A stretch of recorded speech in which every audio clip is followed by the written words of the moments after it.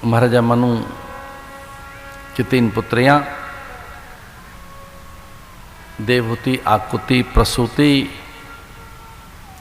सृष्टि के क्रम में पहले कन्या आई, बाद में पुत्र आए। जब मैथुनी सृष्टि हुई, मानवीय सृष्टि हुई, जब मनुष्यों ने मैथुनी भाव से जब सृष्टि का निर्माण किया,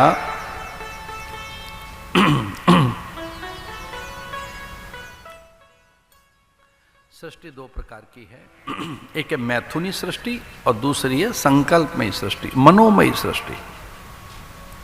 आप पहले मन में कोई विचार लाते हैं।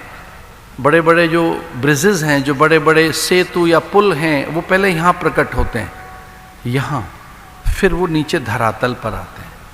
आप कोई यहाँ सोचते हैं, फिर वो आकार लेता है। पहले यहाँ सोचते हैं आप, फिर आकार लेता है। तो सृष्टि पहले मनोमयी है। पहले आप कोई संकल्प करते हैं, फिर सृष्टि प्रकट होती है। जो आपके अंदर भोग भाग्य जो भी है वो आया है, वो वहाँ से प्रकट हुआ है। आप ऐसे ही नहीं आए हैं। माता पिता ने कुछ विचार किया और लो शरीर बन गया आपका। तो संकल्प से ही हम पैदा हुए हैं। और शास्त्र कहता है 2 प्रकार की सृष्टि है। एक है नाद सृष्टि, दूसरी बिंदु सृष्टि। बिंदु से ये हम पैदा हुए, माता पिता के बिंदु कणों से। माता के रज कण, पिता के वीर्य कण। रज और वीर्य से ये शरीर बना है, इसे कहेंगे बिंदु सृष्टि। एक है नाद सृष्टि। नाद सृष्टि ये गुरुओं की है। ये गुरु जी बैठे, इनके शिष्य, उनके वो शिष्य हैं। नाद सृष्टि।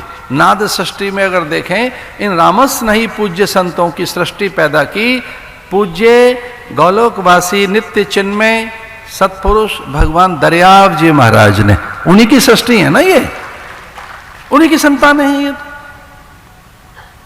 ये रामस नहीं बड़े अद्भुत संत हैं।